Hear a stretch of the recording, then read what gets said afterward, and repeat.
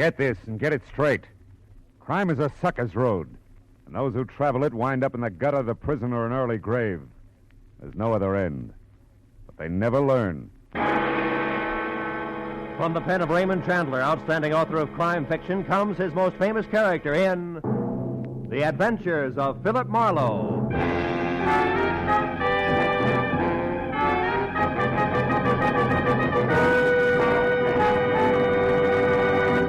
Now, with Gerald Moore starred as Philip Marlowe, we bring you tonight's transcribed story, The Fox's Tale.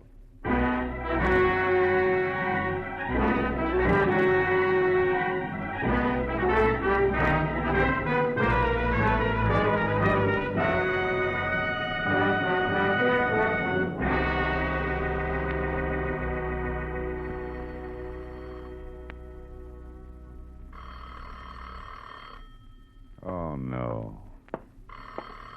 There are some times when the phone just never should have been invented. Hello, Marlowe speaking. This is Orrin Metcalf. You remember me, don't you, Marlowe? Oh, sure, Barrister. What can I do for you? Meet me here at the Blue Chip Bar at once, Marlowe. Huh? Look, I can hardly hear you. Speak up, will you, Orrin? The Blue Chip Bar. Yeah? It's a miserable cafe on Melrose near La Brea. Melrose near La Brea? Yes, I'm in a booth, the last one on your right as you enter. But be careful, Phil. We can't afford to be seen. And please hurry. I'll pay you handsomely. To do what, Orrin? To impersonate a dead man.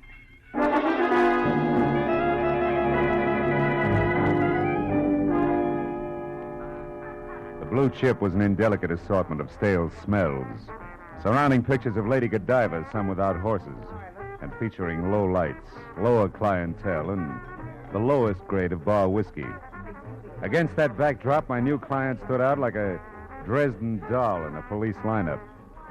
Orrin Metcalf, in spite of the electricity in his voice, was only 5.5 feet tall, couldn't have weighed more than 130 pounds, including the glitter of honorary fraternity pins that dangled from his watch chain. He was maybe 50, bald, wore glasses halfway down a long nose, and at the moment was as nonchalant as a 5-inch firecracker with a sputtering fuse. Quickly, Bill. Quickly. Sit down. Listen carefully. It's going to be hard in here, but go ahead. I am representing a man named Cuvion in a lawsuit. Rudolph Cuvion. Yeah? He's a manufacturing chemist, Hungarian-born, at present, Phil, in a sanitarium. The nervous system will take just so much, you know. Yeah, I know. And look, this Rudolph Cuvion is suing or being sued? Which? He's suing. And nobody less than his former employer, the eminent Justin Shepard. Justin Shepard. Well, he turns out cosmetics, doesn't he? Makeup, lipstick, that kind of stuff? Yes, stuff, Marlowe, which includes a new and revolutionary nail polish that's worth a fortune. Which was invented by your client and stolen from him by Justin Shepard, huh? Exactly. We're suing for $250,000 in damages, Marlowe. But we'll settle out of court for $150,000 in cash. Hello. Not a cent less. Now, the trial, Phil, has, Oh, wait. What? What's the matter? What'll it be, John? Oh. Some brandy, please. Cognac. Cognac? You're kidding, Pop. Like I said, what'll it be? All right, Junior. 2 beers. Skip the chatter. We got to catch a train. Okay. Be antisocial. Yeah. Right, couple, sir. Isn't that awful? You were talking about the trial, Orrin? Oh, yes. Now, the whole point, Phil, is that every witness we had at the outset has so far either been bought off or frightened away by Shepard and his crew. With one exception. You're racing the hole, huh? Yes, a man named Max Redmond. He worked with Rudolph Cuvion years ago in Chicago, when Cuvion first perfected the lacquer base, which makes the nail polish formula so valuable. Redmond's testimony could have swung everything our way. And Justin Shepard found this out. Wait a minute. What do you mean could have, Orrin? Huh? 2 beers is ordered. 30 cents, gents. Hey, we're even. Thanks. Now, Marlowe, the dead man I spoke of, and Max Redmond are one and the same. Shepard murderer? Worse. He drove Max Redmond to suicide, Marlowe. The man shot himself an hour ago. I don't follow that. Well, Redmond was staying here in L.A. with his wife. Now, I'll tell you the address in a moment. It's nearby. And although neither Shepard nor his cronies ever got to see Redmond, they knew where he was and where he came from. With that, they went to work. Blackmail? Oh, yes. Years ago, Redmond got in a jam. I have no idea what it was, something that he was conscience-stricken about, and Shepard uncovered it, then got through to Redmond on the phone. He struck home. His blackmail price was Redmond's silence, huh? Right you are. Shepard told him to get out of town, but when I talked to Redmond an hour ago, he was positive that Shepard would demand more in the future. Redmond was nearly hysterical, said he wished he'd never heard of me or Rudolph Cuvion. And then he hung up. Well, when I got to his apartment, I found him dead, shot by his own hand, his pistol at his side. Oh, it was awful. Yeah. Tell me, Orrin, what about Redmond's wife? Well, her name is Louise. She's out of town right now. He was afraid for her and made her go away. Mm-hmm. At any rate, Phil, you see what I'm getting at, don't you? The reason I want you to work for me? Yeah, I think so. Shepard and his buddies don't know Redmond's killed himself, and if I give the impression by posing as Redmond that he's still alive and not leaving town, Shepard will figure that his blackmail angle didn't work, huh? He'll get together with you and settle before tomorrow morning when Redmond would have taken the witness stand. Precisely, Phil. Yeah. $150,000 settlement as against a court award of $250,000 means a saving of $100,000 to Shepard. He'll pay it as long as he thinks Redmond's still alive and willing to testify. Well, now, will you do it, Marlowe? Pose as Redmond, huh? There's $1,000 in it for him. I don't know. $1,000, Phil. And Rudolph Cuvion, helpless in the sanitarium. And Max Redmond. It's an awful lot to turn down, isn't it, Orrin, huh? Thank you, Phil. Thank you. Now then, here's the deal. Oh, wait a minute. How about... No questions. Every minute counts. Yeah. Now, I've got Redmond's top coat right here. Now, you put it on when you leave. And here are the keys to his apartment. It's the Garden Court Apartments on South Ogden. South Ogden? That's right. Uh-huh. Now, you sneak inside. Then a minute later, very obviously, go out again. Get into his car. It's a new green Nash. Drive up into the Hollywood Hills along Lookout Road. Why there? Well, Redmond drove up there a lot. Now, later, return to the apartment. You'll probably be followed as Redmond always was. And the man will be big and muscular. And in a black coupe. Now, once they know that Redmond... well, that's you, of course. Yeah, sure. Doesn't intend to leave town. There may be an attempt in your life. So watch your step. Getting killed as Redmond destroys the illusion we're out to create. That's not all it destroys. Eh? It may destroy me.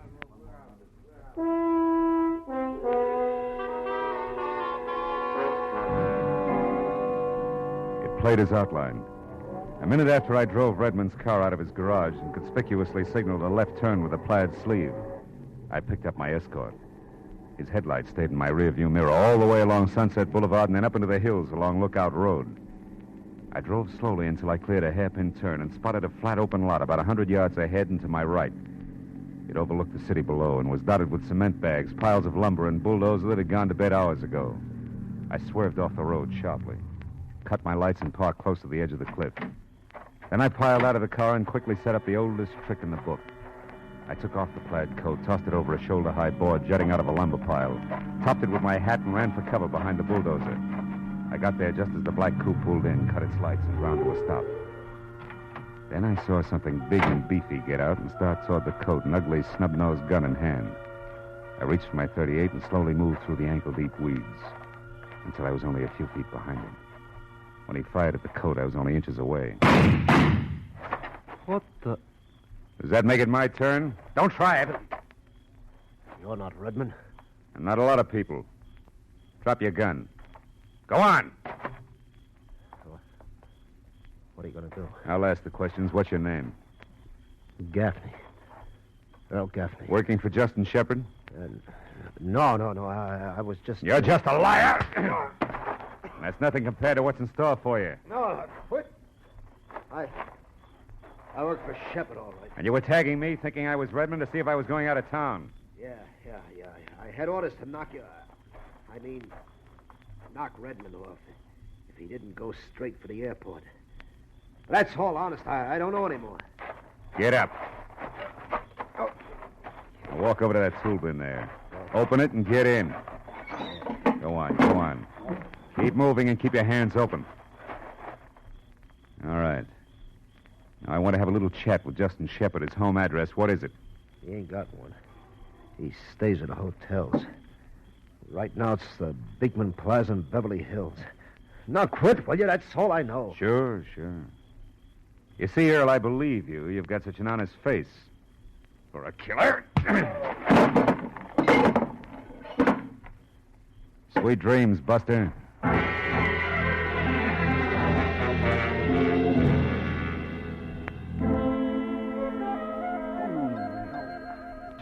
dozen gladiolas and 1 dozen golden iris. Yes. And deliver them here to the desk of the Beekman Plaza Hotel. No, it's not in Santa Monica. It's in Beverly Hills. It has been for years. Goodbye. Stupid, stupid people. Yeah, they're just everywhere, aren't they? Indeed. Oh, may I help you, sir? Yes, I was looking for Mr. Justin Shepard. Is he in? Oh, yes, and sir, you could almost reach out and touch him. No, really? Yes, that's he over there, reading the paper in the Louis XIV chair. The Louis XIV. Mm-hmm. You see him? The short, round man to Ah. one side of that woman wearing that stunning taffeta. That what?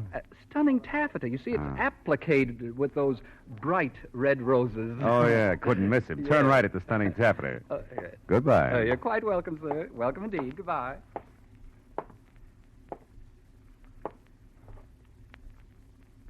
Mr. Shepard? That's right. My name is Philip Marlowe. I'm a private detective. I know. I've heard of you. Oh? What's on your mind, Mr. Marlowe? A chemist. What about him? What does he have to do with me? Earl Gaffney. Who is Earl Gaffney? A louse who missed. Like the rest of them will. Max Redmond is still alive, and I intend to keep him that way. Good night, Mr. Shepard. See you in court. The effect was great. The fat man's mouth fell open and his chins jellied all over his chest.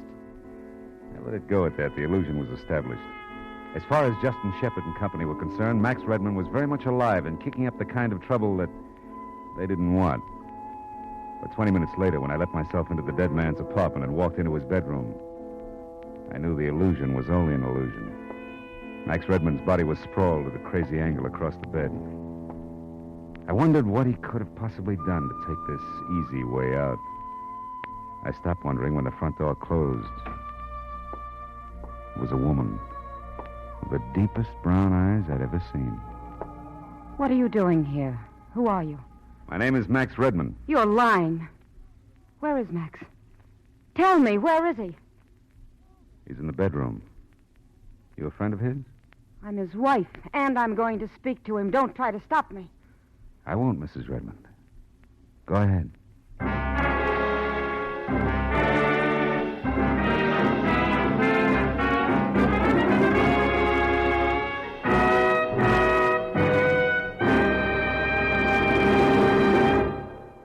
In just a moment, the second act of Philip Marlowe. But first, Bing Crosby climaxes his season on CBS this Wednesday night with a terrific lineup of top talent. Arthur Godfrey, Bob Hope, Perry Como, and the 4 Crosby sons, who've attracted nationwide attention as his guests earlier this year. Bing, Arthur Godfrey, Bob Hope, Perry Como, and the youngsters will be heard in a great musical roundup of the season's top tunes. So be listening this Wednesday when on most of these same CBS stations, the Bing Crosby Show comes along with these top guests. Now with our star, Gerald Moore, the second act of Philip Marlowe, and tonight's story, The Fox's Tale.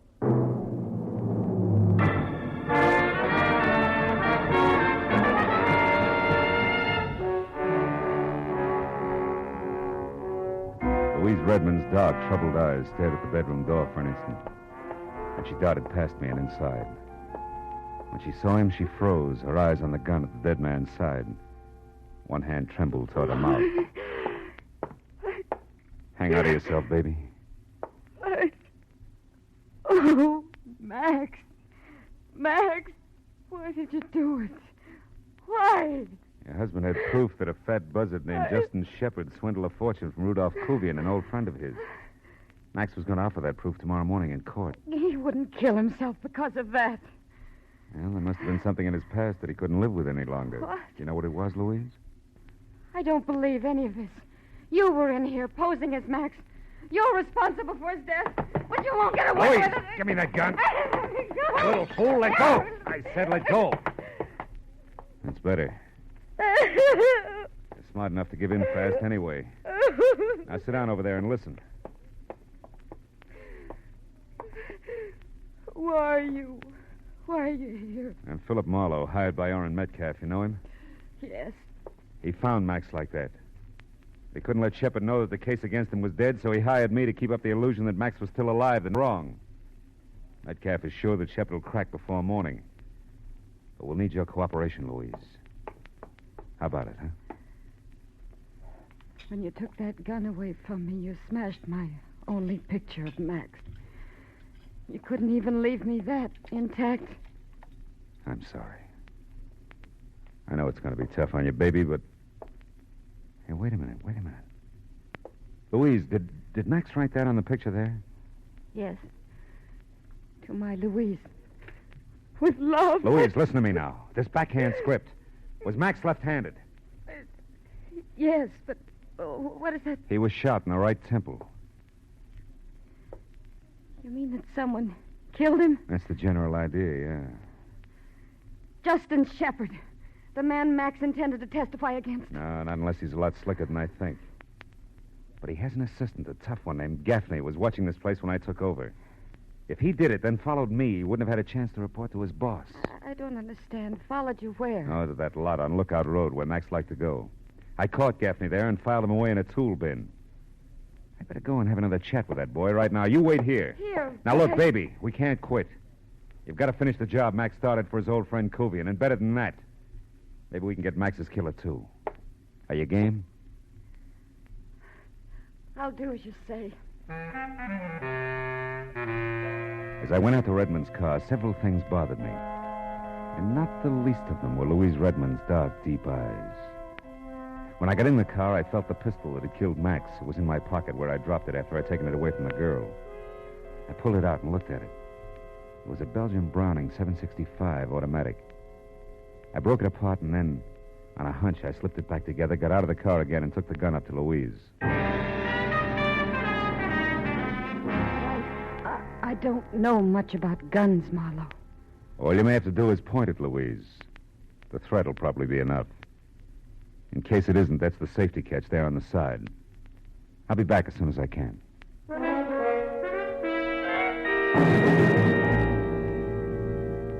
When I pulled out onto the vacant hilltop lot, I scented the tool bin in the headlights. I was out of the car and wading through the foot-high foxtail grass before I noticed that the stick I'd shoved through the hasp was now on the ground. I ran the rest of the way and jerked the lid open. Gaffney was gone. I started to close the lid, but stopped at something in the bottom of the bin. I'd have liked a coiled rattlesnake better. It was a glistening, sticky puddle, and it was blood. The scream had come from a hollow beside the lot. I ran toward it. Saw two kids in a parked car, scared stiff and staring into a tangle of brush in front of them. Mister, there's a man down there. He's hurt. Bad. Where? Show me. In that brush. We both saw him. He stood up just a second ago, and he started toward us. There was blood all over him. And then he fell down again. Okay, get your girl out of here. Get back to your car. Okay, mister. Oh, hey, holy cats. You're Philip Marlowe, the detective. Yeah. I've seen your picture lots of times. All right, be a good fan and stay out of the way. The guy's dangerous. Go on. Yeah, okay. Come on, buddy.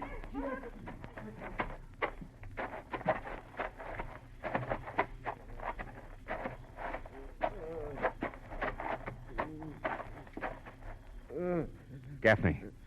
Who did it, Gaffney? It's a frame. Yeah? I knew I'd spill and... Who, Gaffney?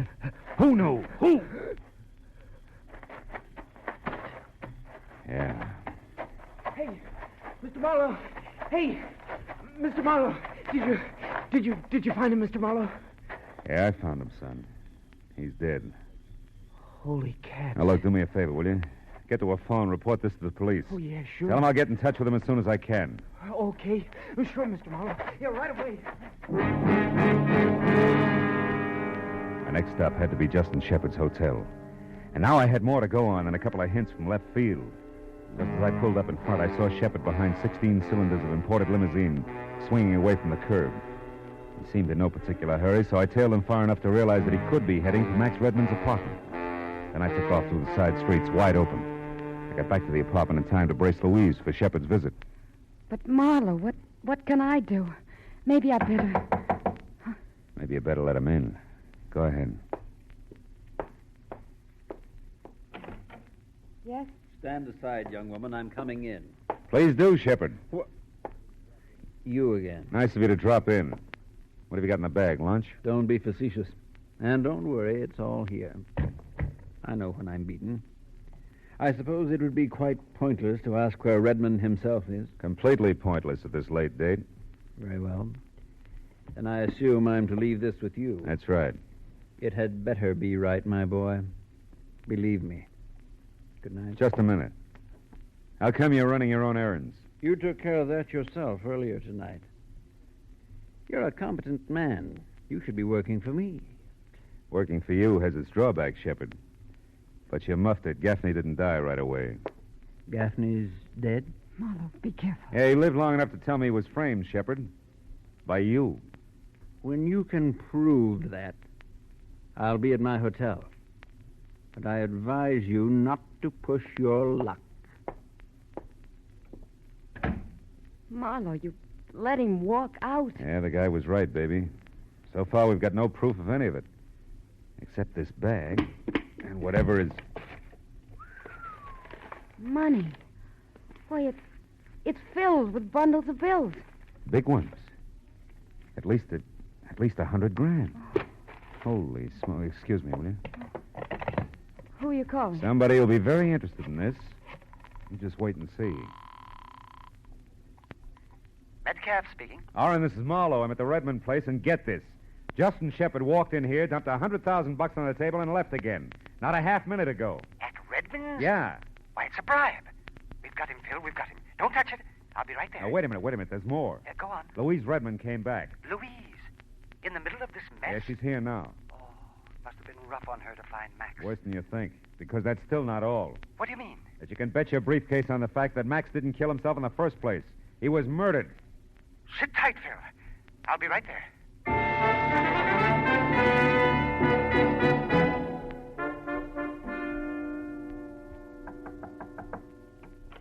Come on in, Oren. The money, Marlowe. Where is it? In the bag there on the table. Yes. Excellent. Iron-bound evidence. Best in the world. We'll have this impounded right away, and... Oh, Mrs. Redmond, I can't tell you how sorry I am, my dear. Thank you, Mr. Metcalf. But I'm grateful to you and to Mr. Marlowe here that Max's death wasn't entirely without purpose, at least. What about that, Phil? Can we prove he was murdered? Well, the bullet entered his right temple, but he was left-handed. That's about all we got. Simple as that. And yet it went by me completely. I doubt we can stick anybody for it. Why not? Well, because his killer may be already... Already what, Phil? Oh, already dead. Another killing? Well, what are you talking about, man? One Earl Gaffney, Shepard's gentle assistant. What? I locked him in a tool bin, but somebody found him there and shot him. To keep him quiet. Justin Shepard himself. Surely. Now, look. If we can't get him for Max, we'll nail him for Gaffney. Don't count on it. Listen, we've got that fat lizard right where we want him. Now, First of all, it won't fit, Oren. Why not? If Shepard sent Gaffney to get Max, then killed Gaffney, why did he bring all this dough here? To bribe a dead man? Well, yes, you're making sense, Phil. I knew you'd see it. Go on. Okay, try this for size. Max Redmond never intended to testify in court. He wasn't after a legal settlement because then the money would go past him to Rudolph Kuvian. This bribe here is all Max was after. But somebody was in it with him. You're crazy. How dare you say that? She's right, Marlowe. Now you're talking like a fool. Am I? Max, no doubt, got into a beef with his partner over the split of the bribe and was shot. That's a guess, Oren, but this isn't. Gaffney got it because Max's killer couldn't figure how much Gaffney had heard and seen in here. He couldn't take a chance, you see? But whoever killed Gaffney had to wade through the same weeds I did in that vacant lot to get to him. And most of the weeds up there are foxtail grass. You know the kind that comes off on your clothes, that sticks in your socks like little darts? That's right, Oren. Take a look. Your argyles are loaded with the stuff. I don't have to look. You're a bright boy, Phil. Thanks.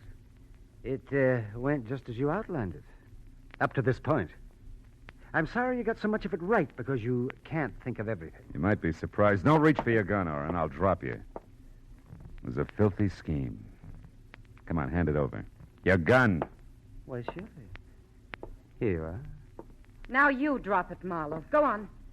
Well, the heartbroken little wife. With the very same gun you so generously gave me. That's what I meant, Marlowe. You can't think of everything. Louise and I are going away tonight together. and we're taking that money with us. Stand still, Marlowe. I know more about guns than I pretended. Sure you do, sure. I had a hunch about you early tonight, baby. Your homecoming was too pat, and you know what? You didn't bring back so much as an overnight bag. And what's more, when I took that gun away from you, you practically handed it to me. You were acting all the way. I'm not now. I'll kill you, Marlowe. Louise, shoot him! Shoot! I can't. Shoot! The gun, Oren. It won't fire. Oh, fooling. I took one of the parts out before I gave it back to you, sweetheart. You couldn't make that go off with a blow. Oren, help me. That's right, Oren. Help the lady. Oren. Believe me, sister, you'd get the same thing right now, but for one good reason. I'm going to need you intact in that court tomorrow morning.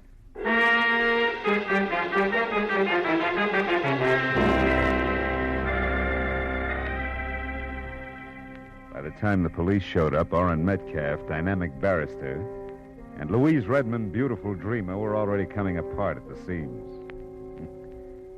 2 hours later, when I finally got away from it, they were still screaming hysterical insults at each other. Now, before I went home, I stopped by the sanitarium just long enough to shake hands with Rudolph Kuvian, who turned out to be a nice, quiet, thoughtful old guy. And I assured him of a fair shake that was long overdue. I guess it made him happy. It was hard to tell, because the look on his face said that maybe the real price in things other than money had been much too high. Well, that's the way it is with some characters. They're human.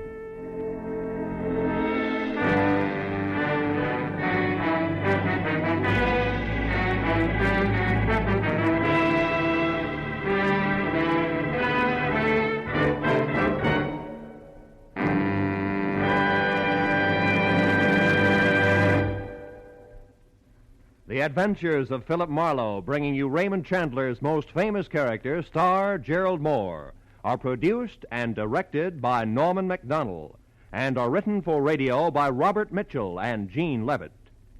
Featured in tonight's transcribed cast were Howard McNear, Lou Krugman, Rick Vallon, Parley Bear, Georgia Ellis, and Hugh Thomas. The special music is composed and conducted by Richard Orant. Be sure and be with us again next week when Philip Marlowe says... This time there was a fish that talked with a lisp, a hot blonde with cold cash on her mind, and a corpse with dirty French cuffs. And I mixed with them all without ever getting out of my own bed.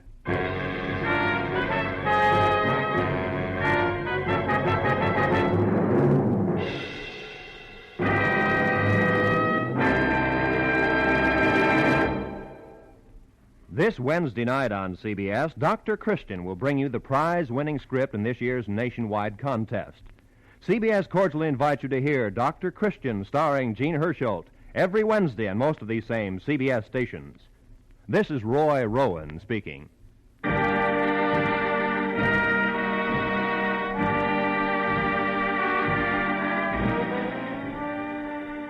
You can save for your future today the United States Savings Bond way. Savings bonds are one of the surest, safest investments you can make because they're backed by Uncle Sam himself. You are sure of getting back $4 for every $3 you invest when the bonds mature in just 10 years. Safe because even if the bonds are lost, destroyed, or stolen, your government will replace them at no charge. And bonds are simple and convenient to buy. Ask your employer to set aside an amount of money from your pay, the amount you decide on. Automatically, systematically, you'll purchase savings bonds. If you're self-employed, have your bank purchase a bond a month for you regularly. Save for your independence. Buy United States savings bonds. This is CBS, where Burns and Allen are heard every Wednesday night, the Columbia Broadcasting System.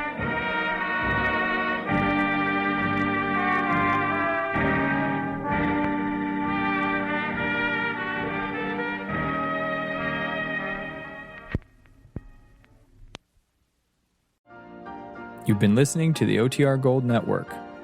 Find more classic radio at otrgold.com.